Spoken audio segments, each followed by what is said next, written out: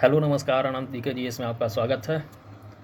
हम लोग group D science special देखेंगे जिसमें NCERT का टोटल 6 से लेकर 10th तक का चैप्टर देखेंगे। ठीक है, तो आज हम लोग 6 का देखेंगे भोजन के घटक। क्या? भोजन के घटक। तो चलते हैं। करा कि हमारे शरीर में वृद्धि एवं विकास के लिए विभिन्न प्रकार के पोषक तत्व की आवश्यकता होती है। इसे सम्मिलित रूप से भोजन से प्राप्त किया जाता है। किससे प्राप्त किया जाता है जी? भोजन से। हमारे शरीर में वृद्धि एवं विकास के लिए, है ना, पोषक तत्वों की आवश्यकता होती है जो भोजन से प्राप्त किया जाता है। पोषक तत्व निम्नलिखित प्रकार के होते हैं जिसमें आपको देखने को मिलेगा कार्बोहाइड्रेट, प्रोटीन, वसा और विटामिन। ठीक है, तो चलते हैं। सबसे पहले हम लोग देखेंगे कार्बोहाइड्रेट। कार्बोहाइड्रेट का क्या स्रोत है? तो कार्बोहाइड्रेट है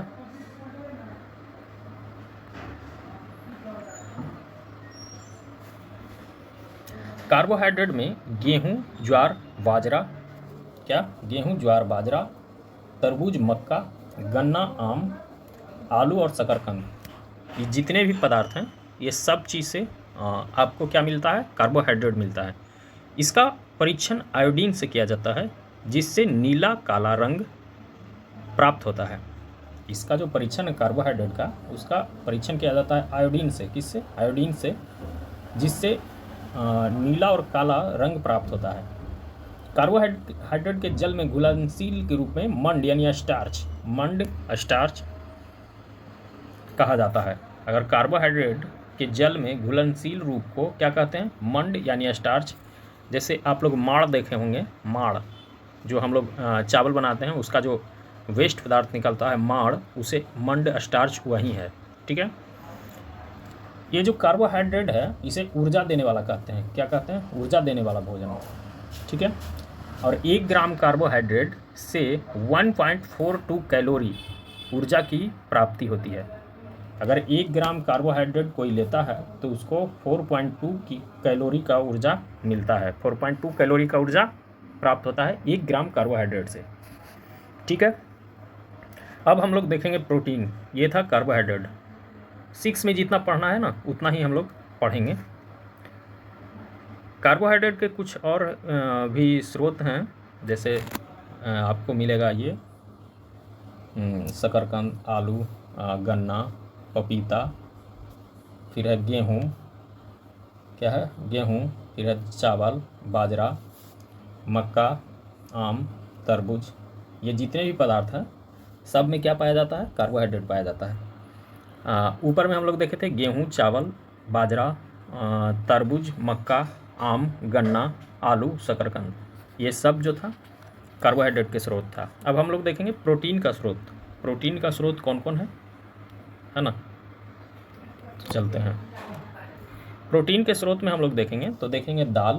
क्या है? दाल, तिल, सोयाबीन, अंडा, मांस, मछली, पनीर और दूध, ये जितने पदार्थ हैं इससे क्या मिलता है हम लोग को? प्रोटीन मिलता है। और प्रोटीन जो है हमारे शरीर में वृद्धि के लिए जाना जाता है।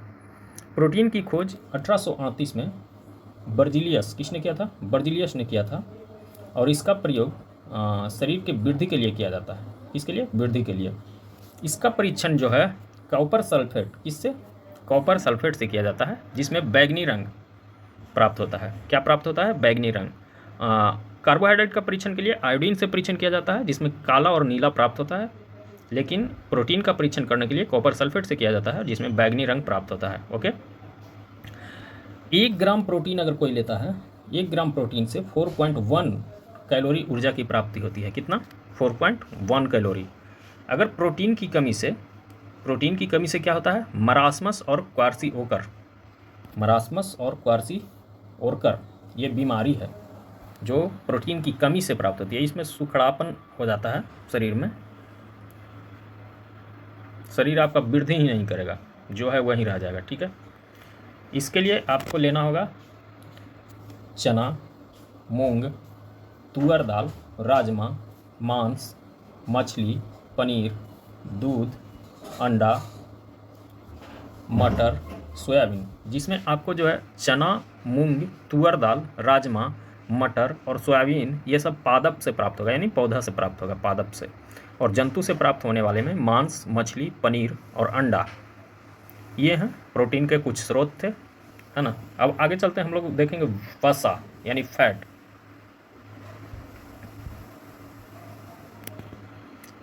तो फैट जो है वसा, इसकी खोज जो 1943 ईस्वी में ब्लोर ने किया था। किसने किया था? ब्लोर ने। इसमें है आपको वसा किस किस चीज़ से प्राप्त होगी, तो मांस, मछली, अंडा, दूध, पनीर, तेल युक्त भोजन, मूंगफली और गिरी, ये सब जो है इससे प्राप्त होगा क्या? वसा। अब चलते हैं कि आगे बढ़ते हैं। तो 1 ग्राम वसा में, 1 ग्राम जो फैट है, 1 ग्राम वसा में 9.2 कैलोरी ऊर्जा प्राप्त होती है ना। इसे अत्यधिक ऊर्जा देने वाला भोजन भी कहा जाता है। इसे क्या कहा जाता है? अत्यधिक ऊर्जा देने वाला भोजन कहा जाता है। अत्यधिक ऊर्जा देने वाला भोजन कहा जाता है किसे? वसा को। अच्छा, वसा की कमी से एवं अधिकता से कुपोषण होता है ना। अब देखते हैं कि किस किस पादप से और किस जंतु से माने क्या क्या चीज़ मिलता है, तो देखते हैं। जैसे मूंगफली, मूंगफली का तेल मिलता है, फिर आपको मूंगफली से फिर सोयाबीन का तेल है ना, बादाम का तेल है, नारियल का तेल है, ये सब पादप से मिलता है हमें। लेकिन मांस जंतु से मिलता है, मछली मिलता है जंतु से, अंडा मिलता है जंतु से, है ना, तिल मिलता है पादप से और गिरी मिलता है पादप से। दूध मिलता है जंतु से, घी मिलता है जंतु से और मक्खन मिलता है जंतु से। यह है सब जंतु से मिलता है और पादप से ये सब मिलता है, यानी मूंगफली, तिल, गिरी, तेल जितना भी है सब। चलते हैं आगे। अब है विटामिन्स। विटामिन्स हम लोग देखेंगे। विटामिन्स जो है शरीर में हमारा उपापचयी क्रिया और रोगों से बचने में सहायता करता है, तो इसके बारे में देखते हैं। विटामिन्स की खोज फंक ने किया था। किसने किया था? फंक ने किया था। ये उपापचयी क्रिया और रोगों से बचने में सहायता प्रदान करता है। अच्छा, विटामिन्स 2 प्रकार के होते हैं, एक जल में घुलनशील और एक वसा में घुलनशील। एक जल में घुलनशील और एक वसा में। तो जल में है BC और वसा में है ADEK, है ना। आगे वसा में घुलनशील विटामिन यकृत में संचित रहता है। कहाँ रहता है? यकृत में। अगर वसा में घुलनशील विटामिन है तो यकृत यानी लीवर में संचित रहता है। और मानव शरीर में आंत में बनने वाला विटामिन जो है B3, B6, B12 और K, ये सब क्या है? आंत में बनने वाला है। कुछ स्रोत बताते हैं विटामिन्स के, जैसे दूध, मछली का तेल, आम, पपीता और गाजर, ये सब क्या है? विटामिन्स के कुछ स्रोत हैं। चलते हैं आगे।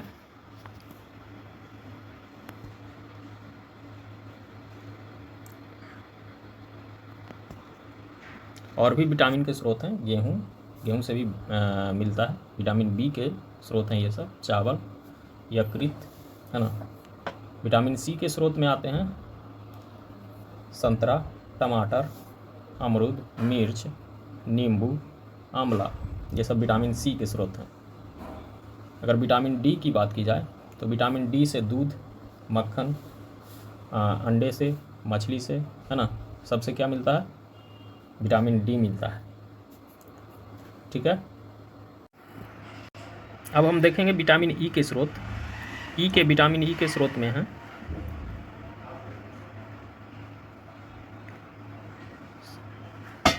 विटामिन E जो है E वांछपन के लिए किया जाता है, विटामिन E।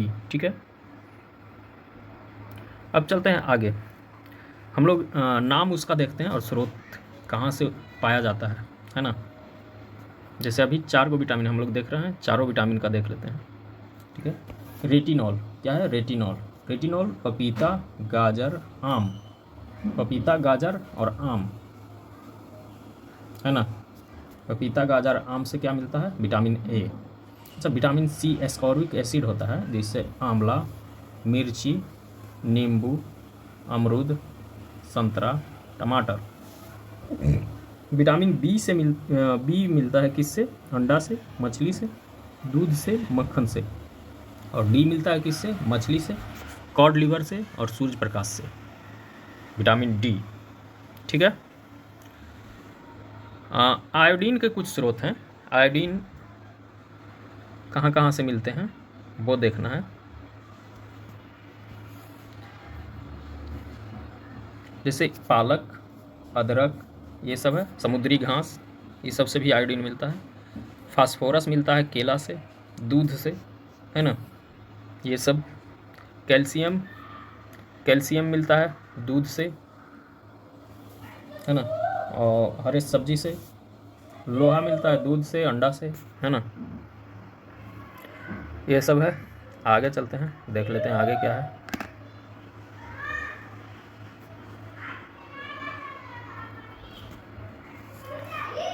आयोडीन जो है, आयोडीन का स्रोत है कौन कौन, जो देखिए, पालक, अदरक और समुद्री उत्पाद।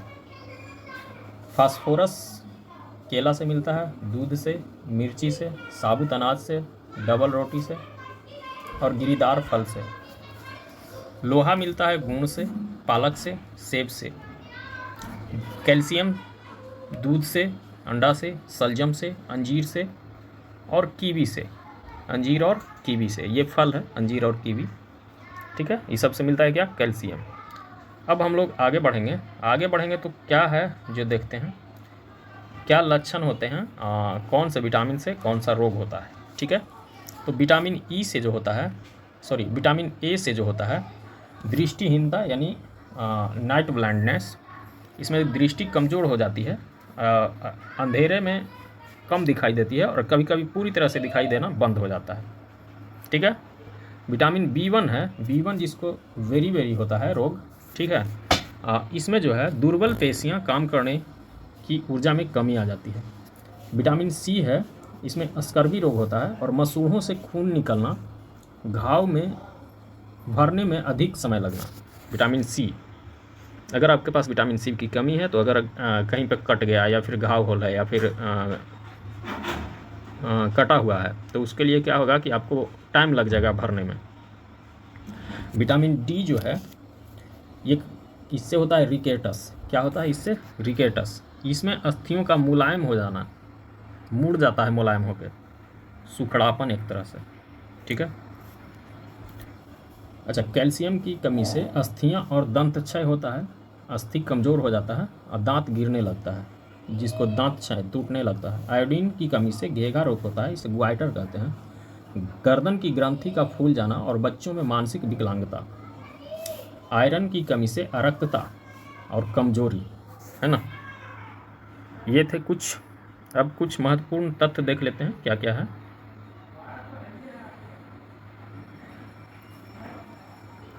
दूध में विटामिन सी एवं रेशा छोड़कर सभी पोषक तत्व पाया जाता है। ध्यान रखना है कि दूध में विटामिन सी नहीं पाया जाता है। क्या नहीं पाया जाता है? विटामिन सी और रेशा यानी फाइबर नहीं पाया जाता है, बाकी सब तत्व जितना भी है सब पाया जाता है।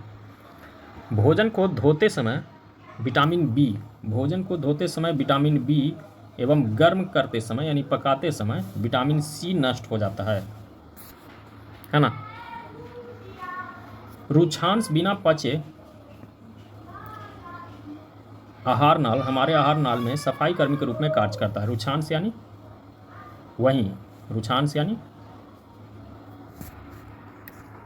इसको बोल सकते हैं साग सब्जी, फाइबर वाला चीज़। विटामिन ए त्वचा तथा आँख, विटामिन सी रोग प्रतिरोधक क्षमता एवं विटामिन डी अस्थि एवं दांत के लिए आवश्यक होता है, ठीक है। तो ध्यान में रखना है, विटामिन ए त्वचा और आँख, विटामिन सी रोग प्रतिरोधक एवं विटामिन डी अस्थि एवं दांत के लिए आवश्यक होता है। अब हम लोग कुछ क्वेश्चंस कर लेंगे। क्वेश्चंस क्या है, आगे बढ़ते हैं, देखते हैं क्वेश्चन क्या है। क्वेश्चन है कि निम्नलिखित में से कौन सा खाद्य पदार्थ आहार फाइबर प्रदान नहीं करता है? कौन सा खाद्य पदार्थ आहार फाइबर प्रदान नहीं करता है? तो अभी हम लोगों में ऊपर देखा था कि दूध में जो है विटामिन सी और रेशा यानी फाइबर नहीं होता है। तो दूध क्या होगा इसका ऑप्शन? आंसर दूध होगा। क्या होगा आंसर जी? दूध होगा। ठीक है, आगे चलते हैं नेक्स्ट क्वेश्चन की ओर। निम्नलिखित में से प्रोटीन का कौन सा स्रोत अन्य से भिन्न है? निम्नलिखित में से प्रोटीन का कौन सा स्रोत अन्य से भिन्न है? तो अन्य से भिन्न स्रोत है पनीर।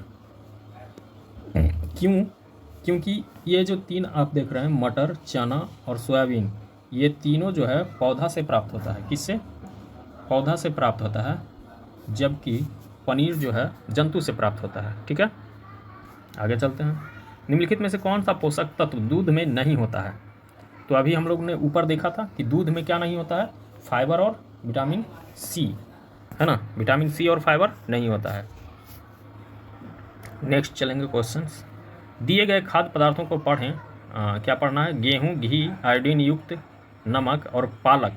कह रहा है कि उपयुक्त खाद्य पदार्थों में से कौन से ऊर्जा देने वाले खाद्य पदार्थ हैं? तो देखिए आप, कौन से ऊर्जा देने वाले खाद्य पदार्थ हैं। तो इसमें ऊर्जा कौन कौन देगा? ऊर्जा देगा गेहूं, ऊर्जा देगा घी, है ना। तो इसका ऑप्शन जो होगा 1 और 2 जिसमें रहेगा वही होगा। 1 और 2 किस में है? सी में, तो सी होगा। नेक्स्ट चलते हैं। रोग के बारे में निम्नलिखित कथन पढ़ें। रोग के बारे में निम्नलिखित कथन पढ़ें। क्या पढ़ना है? कह रहा है 1 में कि ये कीटाणुओं के कारण होते हैं। बात है कि हाँ, कीटाणुओं के कारण। ये हमारे आहार में पोषक तत्वों की कमी के कारण होते हैं। ये संपर्क के माध्यम से दूसरे व्यक्ति में फैल सकता है। संतुलित आहार लेकर इन्हें रोका जा सकता है। तो 2 चीज़ कह रहा है। आगे देखिए कि क्या कह रहा है। जो आगे कह रहा है कि कथनों का कौन सा युग्म किसी कमी से होने वाले रोग का सबसे अच्छा वर्णन है? तो सबसे अच्छा वर्णन में कह रहा है कि पोषक तत्व की कमी से होता है। पोषक तत्व की कमी से ही होता है, बात सही है। और संतुलित आहार जब हम लेंगे तो ये रोका जा सकता है। क्या? रोग रोका जा सकता है कब? जब पोषक तत्व की कमी ना हो हमारे शरीर में, यानी कि हम संतुलित आहार लेंगे तब नहीं होगा हमारे शरीर में कमी। तो इसका आंसर जो होगा 2 और 4। तो जिसमें 2 और 4 रहेगा वही आंसर इसका होगा। तो सी हो जाएगा। क्या होगा? सी होगा। चलते हैं 6 नंबर की ओर।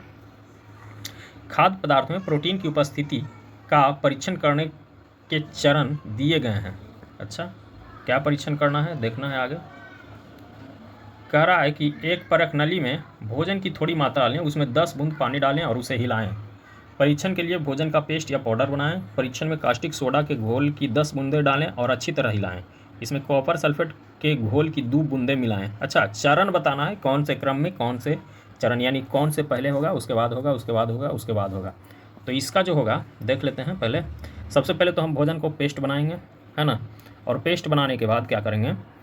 पेस्ट बनाने के बाद थोड़ा सा मात्रा ले लेंगे और उसमें 10 बूंद पानी डालेंगे और उसे हिलाएंगे, है ना। हिलाने के बाद क्या करेंगे? उसमें कॉपर सल्फेट के जो घोल है उसको मिलाएंगे और फिर उसको में कॉस्टिक सोडा के घोल की 10 बूंदें डालकर अच्छी तरह हिलाएंगे। इस प्रकार से भोजन की उपस्थिति, प्रोटीन की उपस्थिति का पता चल जाएगा, है ना। शुरुआत में ही हम लोग पढ़े थे इसको, कॉपर सल्फेट के घोल से ही प्रोटीन का पता लगाया जाता है जो। चलते हैं नेक्स्ट क्वेश्चन की ओर। भोजन के विभिन्न तत्वों के संदर्भ में निम्नलिखित कथनों पर विचार कीजिए। क्या विचार करना है? आगे बढ़ते हैं। कार्बोहाइड्रेट तथा वसा हमारे शरीर को मुख्य रूप से ऊर्जा देते हैं। सही बात है, कार्बोहाइड्रेट और वसा ऊर्जा देता है। प्रोटीन तथा खनिज लवण हमारे शरीर की वृद्धि तथा अनुरक्षण के लिए आवश्यक होते हैं। ये भी सही बात है, प्रोटीन और खनिज लवण हमारे शरीर में वृद्धि करते हैं। विटामिन हमारे शरीर की रोगों से रक्षा करने में सहायता करता है। ये भी सही बात है, विटामिन रहेगा तो ये तो रोग से लड़ने में सहायता मिलेगा। तो इसका आंसर जो होगा, पूछ रहा है कि कौन चीज़ सत्य है, यानी तीनों इसका होगा। D number option. क्या होगा? डी नंबर ऑप्शन सभी सही है। निम्नलिखित में कौन असत्य है? असत्य के बारे में पूछ रहा है, तो असत्य देखते हैं। विटामिन ए त्वचा और आँखों को स्वस्थ रखता है। सही है ये तो, विटामिन ए त्वचा और आँख को स्वस्थ रखता है, सही बात है। विटामिन B1 जो है घाव भरने में सहायक होता है, ये तो गलत है। विटामिन B1 जो है घाव भरने में सहायक नहीं होता है। विटामिन C रोगों से लड़ने में सहायक होता है, ये भी सही है। विटामिन D अस्थि और दांत के लिए कैल्शियम का उपयोग करते हैं, ये भी सही है। यानी कि ये तीनों सही है। तो आपका जो ऑप्शन था कि असत्य चुनना था, तो ये हो जाएगा बी नंबर। चलते हैं नेक्स्ट क्वेश्चन की ओर। मानव शरीर में धीमी वृद्धि निम्नलिखित में किसकी कमी से होती है? धीमा वृद्धि, तो धीमा वृद्धि के लिए कौन सा? प्रोटीन, है ना? क्या? प्रोटीन। अगर प्रोटीन की कमी हो जाएगी हमारे शरीर में तो वृद्धि नहीं होगी शरीर में, है ना? तो इसका आंसर जो होगा ऑप्शन नंबर बी होगा। चलते हैं आगे। कह रहा है कि अब हम लोग वो तो किताब का क्वेश्चन था, अब एनसीईआरटी अभ्यास क्वेश्चन है, इसको देख लेते हैं, फटाफट चलेंगे। निम्न में से भोजन के घटक कौन से हैं? भोजन के घटक तो सभी है, प्रोटीन है, कार्बोहाइड्रेट है, विटामिन्स है, एक और है जो वसा है, क्या है? वसा है। तो इसमें हो जाएगा ऑप्शन डी। कह रहा आयोडीन की कमी से कौन सा रोग होता है? आयोडीन की कमी से होता है घेघा रोग। कौन होता है? घेघा रोग। चलते हैं आगे। आहारी रेशे का दूसरा नाम क्या है? आहारी रेशा यानी रुक्षांश, क्या है? रुक्षांश, फाइबर। रिकेटस किस विटामिन के कारण होता है? तो रिकेटस जो होता है वो होता है विटामिन डी के कारण। किसके कारण? डी के कारण। आगे बढ़ते हैं। विटामिन सी के अभाव में कौन से रोग होते हैं? स्कर्वी। विटामिन सी के अभाव में कौन सा रोग होता है? स्कर्वी। B1 से बेरी होता है, रिकेटस होता है डी की कमी से। अच्छा, वह खनिज जो अस्थियों के लिए आवश्यक है, तो आवश्यक है कौन सा? कैल्शियम। पोषक जो हमारी शरीर की वृद्धि और अनुसरण के लिए आवश्यक है, कौन सा पोषक है जो हमारे शरीर की वृद्धि और अनुसरण के लिए आवश्यक है? तो इसके लिए आवश्यक है प्रोटीन। शरीर की वृद्धि के लिए क्या आवश्यक है? प्रोटीन। पोषक जो हम मुख्य रूप से हमारे शरीर को ऊर्जा देते हैं, ऊर्जा देने का काम तो कार्बोहाइड्रेट का है। फिर वसा भी ऊर्जा देता है, लेकिन मुख्य रूप से अगर बात की जाए तो कार्बोहाइड्रेट देता है। कौन देता है? कार्बोहाइड्रेट। अब कह रहा है पकाने में कौन सी विटामिन नष्ट हो जाती है? पकाने में नष्ट हो जाती है विटामिन सी। तो ये था आपका 6th क्लास का अध्याय 1। ठीक है, नेक्स्ट अध्याय 2 कल आएगा। तो चलते हैं, तब तक के लिए आप लोग बने रहिए। अच्छा लगे तो चैनल सब्सक्राइब कीजिए, है ना? लाइक कीजिए, शेयर कीजिए। ठीक है।